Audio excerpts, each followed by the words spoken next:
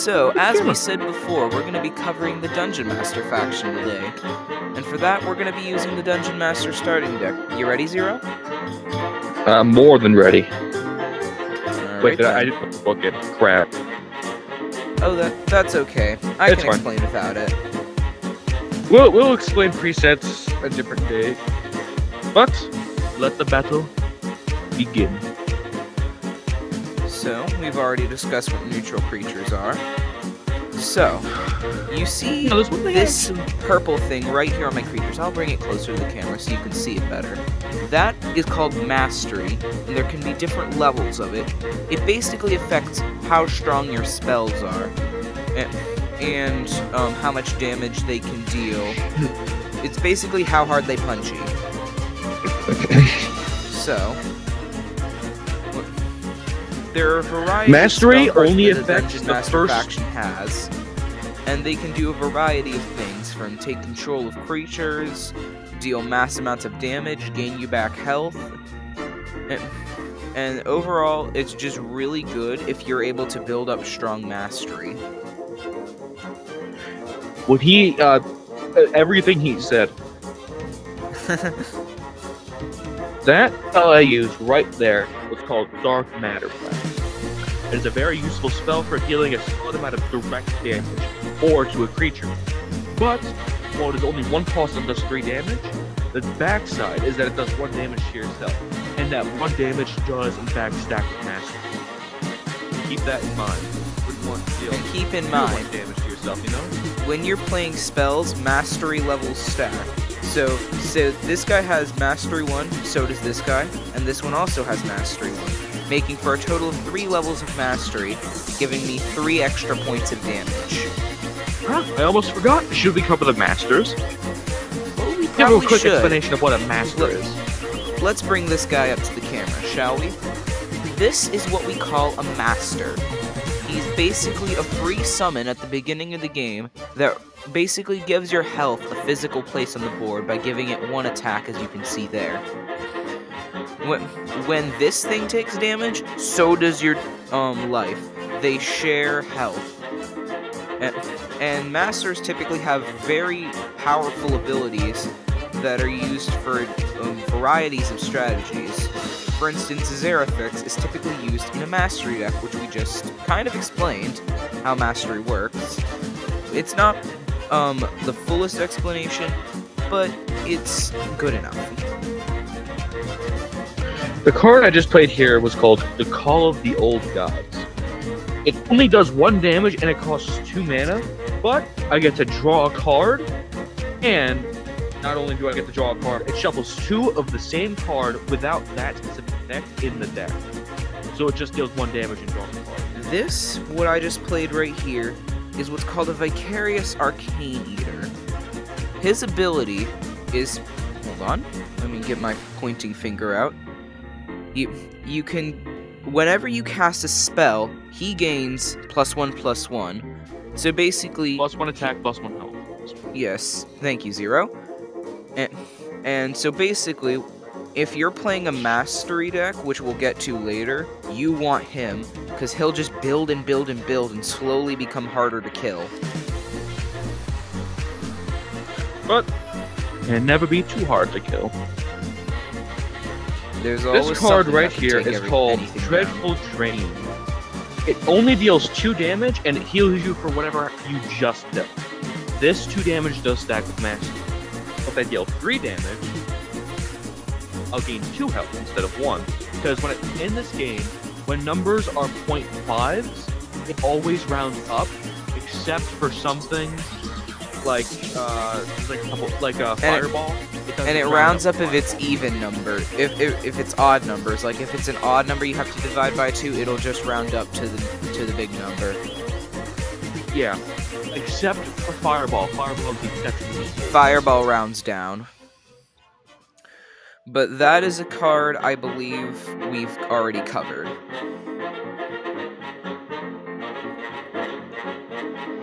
Now, I'm not gonna really have an opportunity to use this guy because I don't have many spells that I can really play right now. But it's alright if you have multiple. Here is a in your tip deck. for you people at home. If you are planning on just taking the damage anyway, block with your Dungeon Master. So that way, they lose 1 health if you're planning on taking the damage anyway. This does not apply to some cards. Some cards deal damage to creatures when blocked. Now, you might think, well, it's kind of just a disadvantage to have that on the board. But no, they can provide certain benefits at certain times. It just really depends on what you're doing. Like, for instance, if I were to play this card, which is called Necromancy, it allows you to bring back a creature from your graveyard. I'm going to choose to revive my Dutiful Servant, because it brings it back and gives me an additional level of mastery, which I can use. Keep in mind, when using Necromancy, the creature only comes back with half of its health, and when it dies once more, it is sent to the stone. Thank you, Zero. In our battlefield. Yes. And then I can use that to stack damage on Dreadful Drain, which will give me 2 health instead of the normal 1. And I can also use this Call of the Old God I have to kill his Auralis Healer.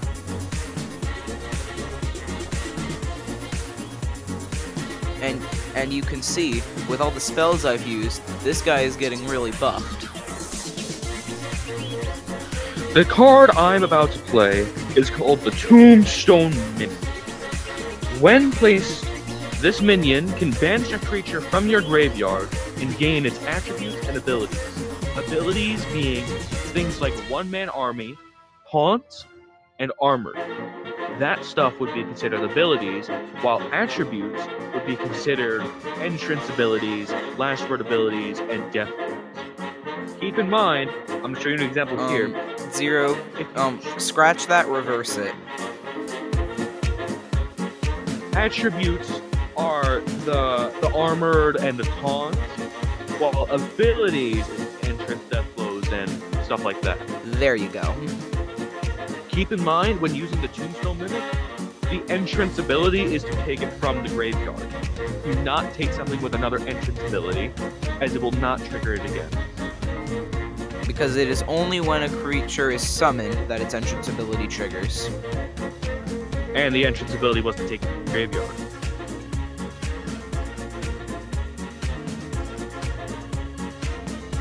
The card I just played there was called Poison Gift. It gives a creature a buff, but at a price. It gives it a prepare ability, which activates at the beginning of whoever owns its turn. Basically the owner of the card. This one is take 2 damage. So, when its prepare ability activates, this card will lose 2 health, making it a 3/1 next turn. But it also loses the +2/+1. Now please, my friend, explain what Arcane Experiment is. No. An Arcane Experiment, when it dies, will draw a card from your deck. And if it's dead in the graveyard and you play 3 spells in a turn, it will come back to your hand free of charge.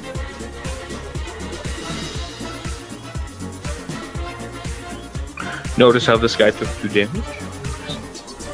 And also, I should Here's note a tip with the poison. Do you want to continue? Here's a tip with the poison gift. Here's a tip with the poison gift. Use it on a 1 health creature. Because on the start of the turn, because it only gets 1 health, it'll take 2 damage and instantly kill it. That's if you're using it on an enemy creature. If you're using it on your own creature, you kind of want to use it on something more powerful. I'm gonna play the card called Mind Corruption. I get to gain control of an enemy minion until the end of my turn. It starts with amped. So if it's exhausted, I can still take it. It's mine now. Keep in mind, because I used a spell to take it, it gains 1/+1. When it goes back to the opponent, it keeps the +1/+1. So you kind of make it more powerful for me. Yes, but I also push it. And so this guy is about to die. So you really only want to do that if you're able to like get rid of it if it's that specific And creature. sacrifice it.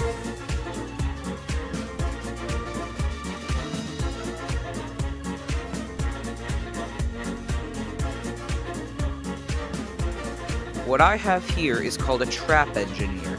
When it blocks, it will deal 1 damage to both it and the thing it's blocking. And then we'll proceed with combat. And this is a Loyal Spell Shaper.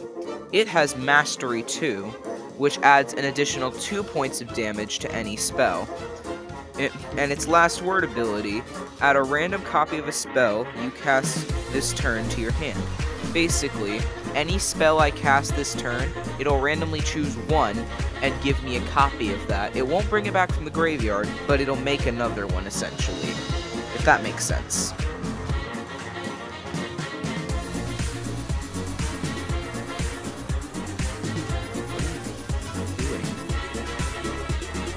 We. Don't worry, Zero's a little acoustic. I actually got dizzy from that.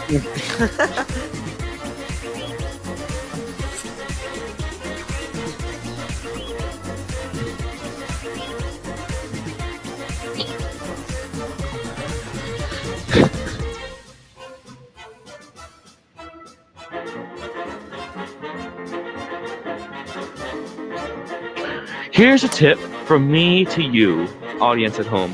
When using Tombstone Mimic, do not use it on the Arcane Experiment, as when using it on the Arcane Experiment will nullify its ability to come back from the graveyard, which is the entire premise of the card.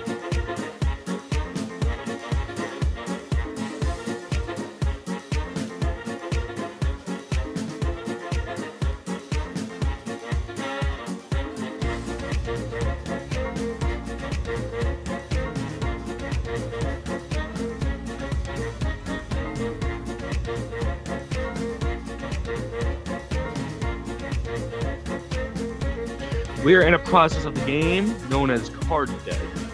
Both players are out of cards and simply just have the minions on the board. This is a process of the game that goes very slowly, and if you don't have a good standing on the board at this time, it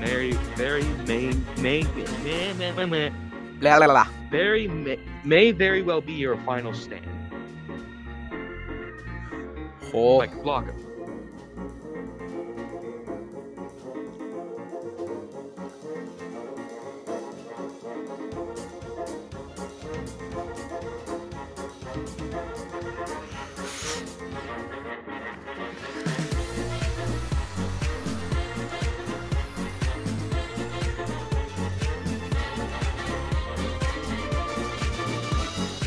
And like we said in our basics video, when your opponent full pushes, if you choose to block and your creatures survive, you can hit them just as hard back, which you will usually want to do, which is why I do not recommend personally full pushing,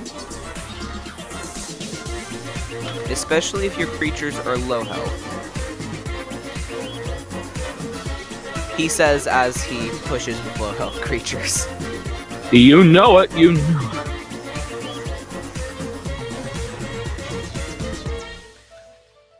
it. I'm fine with taking 3 damage.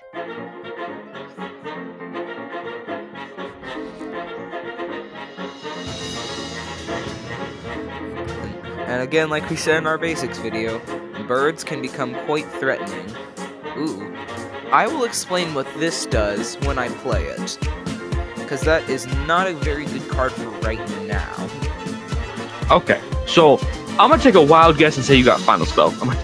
Ring-a-ding-ding. You're correct. Ring-a-ding, damn it. Well, that's not good for me. And we'll explain why when I play it, if I need to.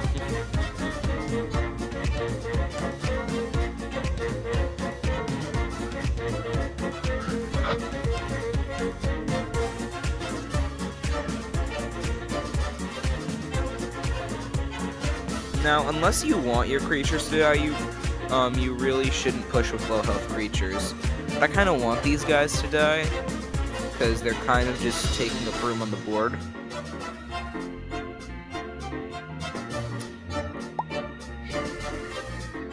Hey, you should totally let me win. I mean, I'm kind of just going based off. You will whatever not cards I guess get. what spell I just got myself. Final spell. Now, I'm 99% Yeah. sure the spell he was going to explain was Final Spell, which Yes, it wipes the was. entire board.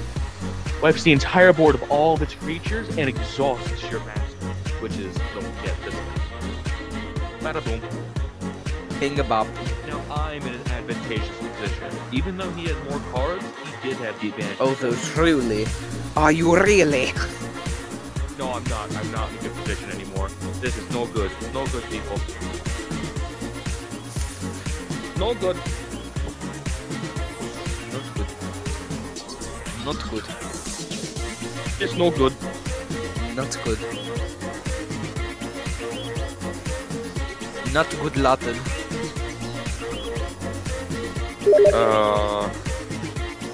Bam.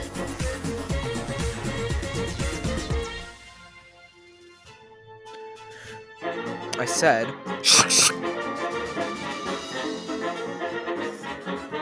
Very well be the end of the world for me. Oh, that could have been GG if you pushed forward your master. Good. Oh, Great. I'm stupid. Well, this very well be the end of the world for me, lads. Don't forget, we're not going to win every game. Every Oh. loss is a learning experience. Well, that works. Okay, well, that's a little hurtful. That's... You guys already know what this card is. I don't think I have to explain.